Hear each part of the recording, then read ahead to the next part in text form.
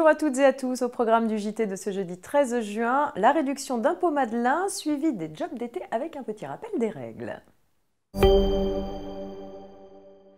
On ouvre ce JT avec une précision relative à la réduction d'impôt Madelin. Les particuliers qui souscrivent au capital de PME peuvent, sous certaines conditions, bénéficier d'une réduction d'impôt sur le revenu. Les entreprises exerçant une activité financière ne sont, elles, pas éligibles à cet avantage fiscal.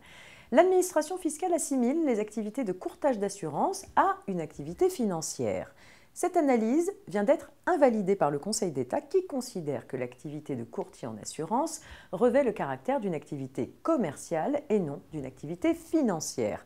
Par conséquent, les sommes versées au titre de la souscription au capital de PME exerçant une activité de courtier en assurance sont bien éligibles à la réduction d'impôt sur le revenu.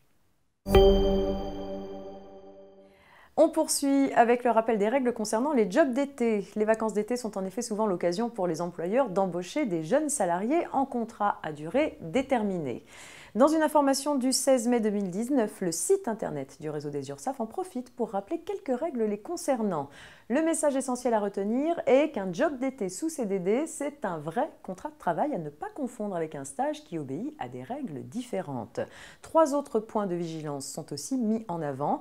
Les URSSAF rappellent qu'une déclaration préalable à l'embauche doit être obligatoirement transmise à l'URSSAF compétente dans les 8 jours précédant la date prévisible d'embauche d'un salarié, qu'un bulletin de salaire doit être délivré aux salariés et enfin que les règles générales du Code du travail et les dispositions de la convention collective doivent être appliquées aux salariés embauchés dans le cadre d'un job d'été. Le réseau des URSSAF rappelle que le défaut de déclaration d'embauche, l'absence de bulletin de paye ou la mention d'un nombre d'heures sur le bulletin de salaire inférieur à celui réellement accompli, ainsi que les manquements aux obligations déclaratives périodiques et au paiement des cotisations et contributions sociales, peuvent tomber sous le coup du délit de travail dissimulé.